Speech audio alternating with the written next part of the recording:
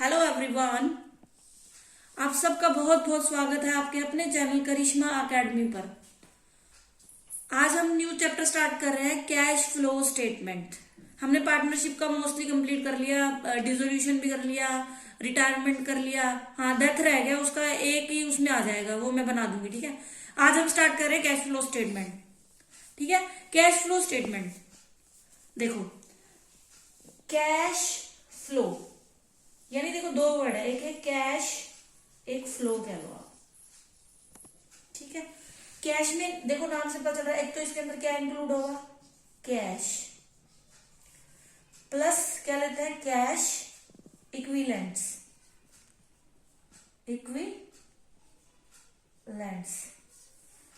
ठीक है, यानी कैश तो यानी जिसको नगद बोलते हैं, पैसा हो गया, करेंसी है लो।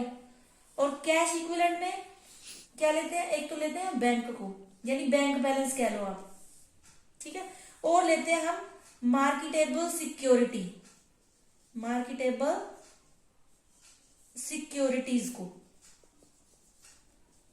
ठीक है, मतलब हमें क्या, कैश फ्लो स्टेटमेंट का मीनिंग समझने के लिए एक तो हमें कैश का मतलब समझना है, एक हमें फ्लो का मतलब समझना है। ठीक है, फिर हमें इसका मीनिंग क्लियर हो जाएगा। ठीक है, कैश में क्या क्या लेते हैं, कैश प्लस कैश इक्विवेलेंट, यानी अकेला कैश नहीं, कैश के इक्वल जो है उसको भी, कैश के इक्वल में यानी बैंक, यानी इनको तुरंत हम यूज कर सकते हैं। और इक्विवेलेंट्स और क्या लेंगे इसके अंदर, मार्केटेबल सिक्योरिटी। ठीक है, ये है हमारा कैश। अब बोल रहे हैं वो फ्लो मीन, देखो फ्लो का वैसे मीनिंग देखो तो क्या होता है, बहाव होता है एक तरह से, है ना, बहना। ठीक है, बहाव कह लो। अब देखो जैसे अब बकेट में पानी पड़ा है, मान लो इसके अंदर पानी पड़ा है, तो हम इसको फ्लो तो नहीं बोलते ना, कि हाँ बस ये क्या है, मतलब पानी पड़ा है, स्थिर रहा है, आप ऐसे कह लो। लेकिन अगर मान लो नदी में पानी चल रहा है, तो हम ऐसे कह रहे हैं कि नदी बह रही है, तो बोलते हैं ना बहाव है, यानी। ठीक है, यानी कि जो बहाव, इस यहाँ पे फ्लो का मीनिंग जो सेंस है ना, वो क्या होगा, चेंजेस, यानी आप कह सकते हो चेंजेस। फ्लो का मतलब क्या है, चेंजेस। ठीक है, तो जो चेंजेस है वो कैसे आएगा, इनफ्लो या आउटफ्लो। ठीक है, यानी या तो कैश आएगा या कैश जाएगा, चेंज तभी होगा ना। अगर वो पड़ा है तो कोई वो नहीं है, मतलब कोई चेंज नहीं हो रहा, कोई फ्लो नहीं हो रहा उसके अंदर। लेकिन अगर आ रहा है, बाहर जा रहा है, या अंदर आ रहा है पैसा, मतलब बिजनेस के अंदर आ रहा है ऐसे कह लो, तो वो क्या है, इनफ्लो और आउटफ्लो है, यानी वो फ्लो है, यानी चेंजेस होना। फ्लो का जो सेंस आ रहा है वो क्या है, चेंजेस। ठीक है, it means cash flow statement क्या है, cash flow statement is statement which shows, क्या शो करता है ये, which shows inflow and outflow of cash and cash equivalent.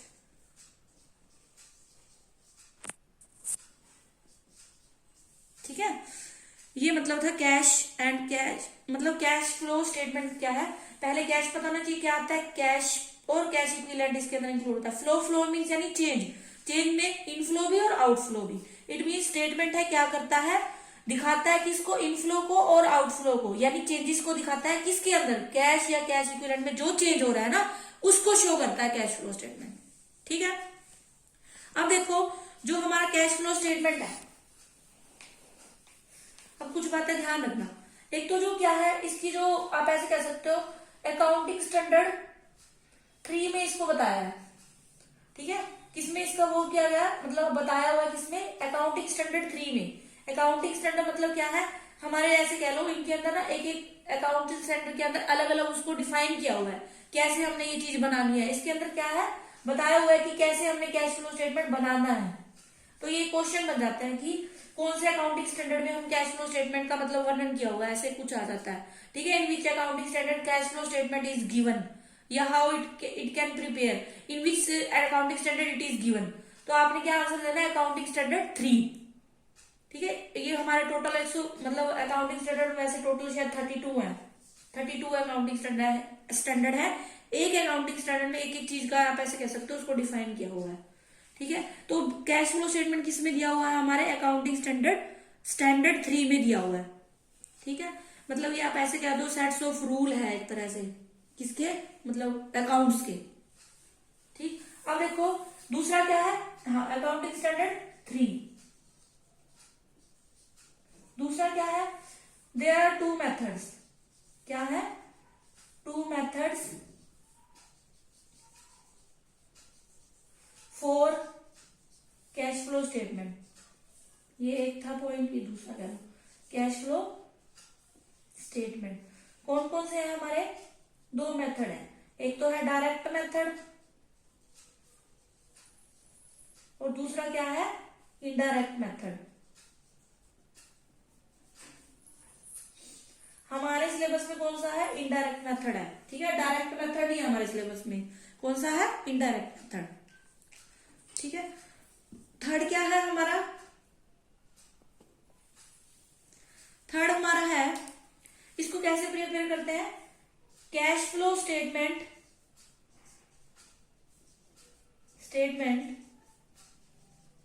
Is prepared in 3 parts, ठीक है, 3 पार्ट्स में बनता है। एक चीज और ध्यान रखना, जो कैश फ्लो स्टेटमेंट है वो क्या है, फाइनेंशियल स्टेटमेंट है, किसका है, कंपनी के फाइनेंशियल स्टेटमेंट है, ये ध्यान रखना है आपने, ठीक है। कंपनी की फाइनेंशियल स्टेटमेंट 4 चीजें आती है आपकी, ये आपने किया होगा उसमें, जो हमारी दूसरी बुक है फाइनेंशियल, उसी का टॉपिक है ये। जो एक तो आता है हमारी बैलेंस शीट, ठीक है, एक आता है हमारा वो प्रॉफिट एंड लॉस अकाउंट कह लो, थर्ड आता है हमारा cash flow statement,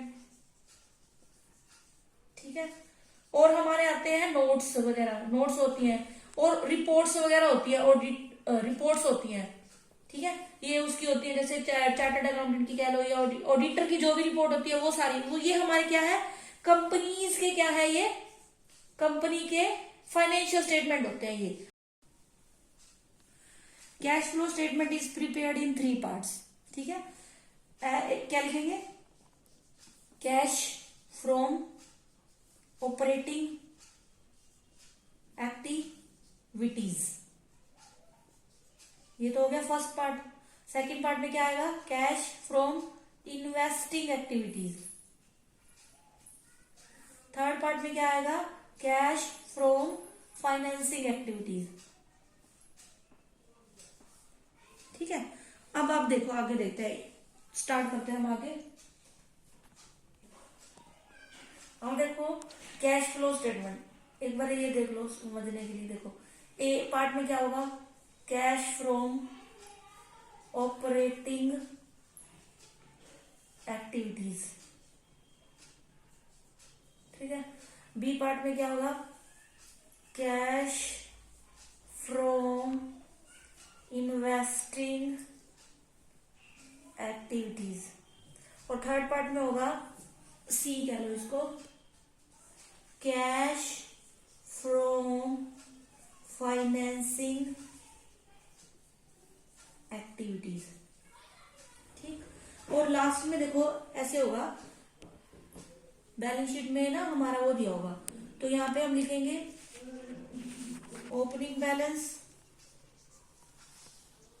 of cash and cash equivalent, और यहां पे होगा closing balance of cash and cash equivalent, ठीक है। मान लो ये हमारा है 12,000 और ये हमारा है 15,000, ये आपको दिया रहेगा, ठीक है।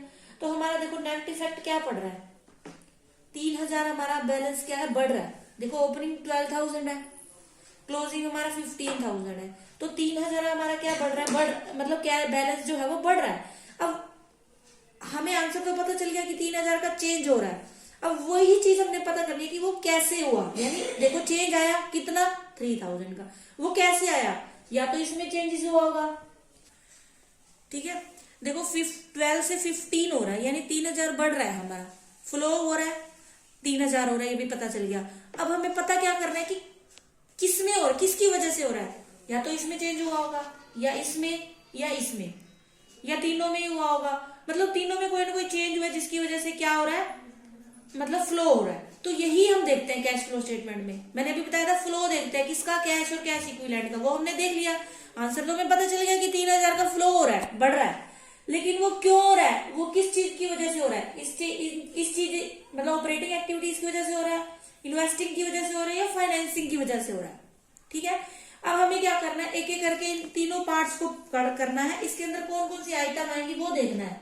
ठीक है, सबसे पहले हम कौन सी देखेंगे, cash flow from financing activity देखेंगे, फिर देखेंगे इन्वेस्टिंग और फिर देखेंगे हम ऑपरेटिंग।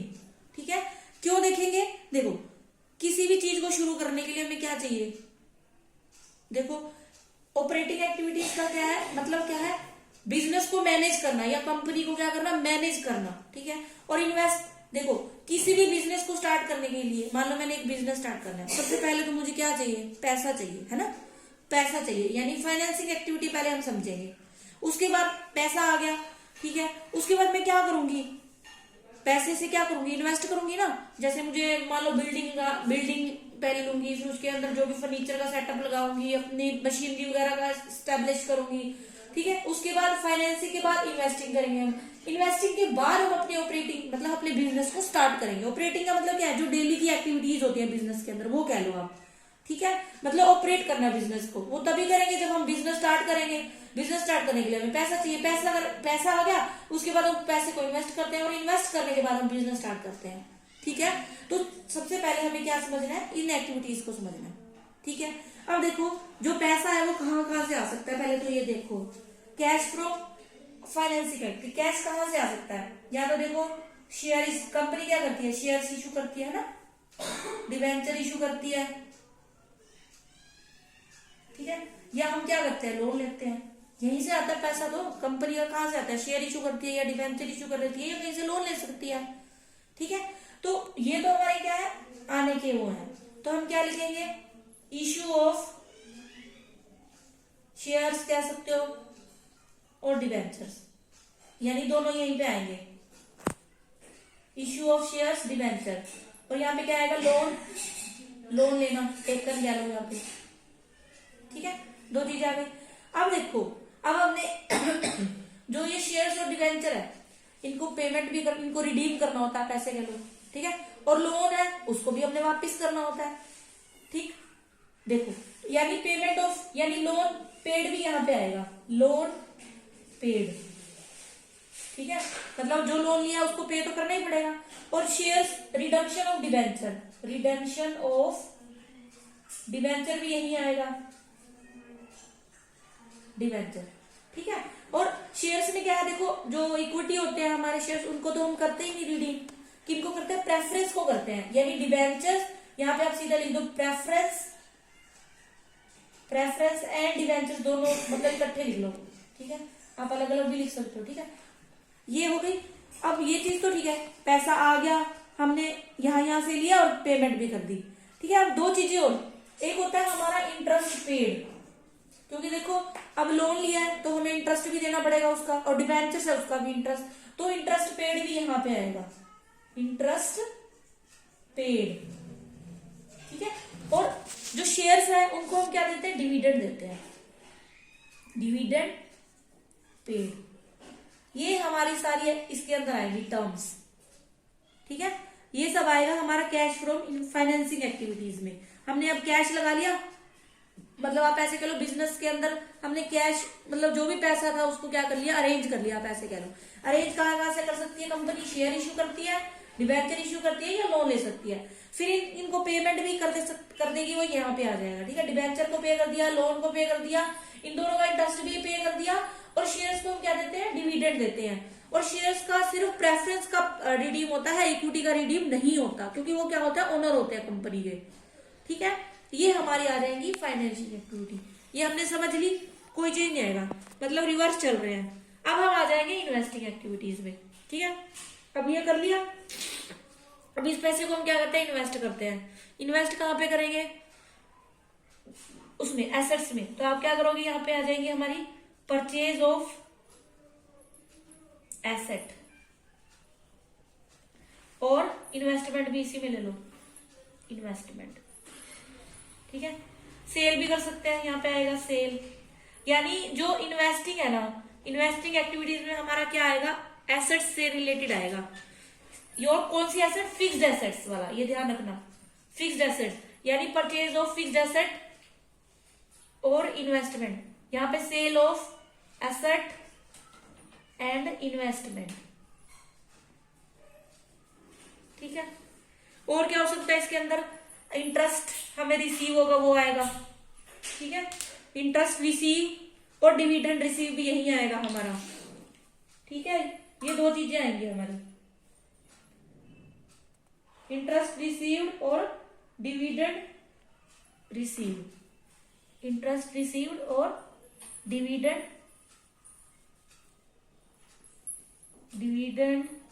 रिसीव्ड, और एक और आ जाएगा हमारा रेंट रिसीव। ठीक है, ये सब आ जाएंगे इसके अंदर, लोन पेड, ये हमारी आ जाएंगी इसके अंदर इन्वेस्टिंग एक्टिविटीज। ठीक है, अब बाकी जो बची है ना वो सारी हमारी आ जाएंगी ऑपरेटिंग एक्टिविटीज।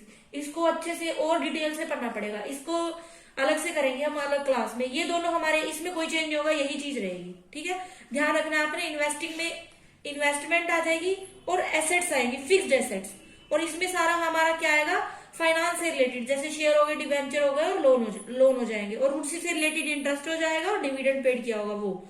इसका हमें अलग से करना पड़ेगा पूरा, ये हम कल करेंगे अच्छे से। ठीक है, आई होप आपको इसका फॉर्मेट है ये, एक तरह से आप ऐसे कह लो।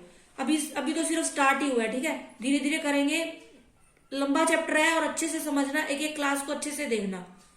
ठीक है, लाइक कीजिए मेरी वीडियोस को, शेयर करें, कमेंट करें। Thanks for watching.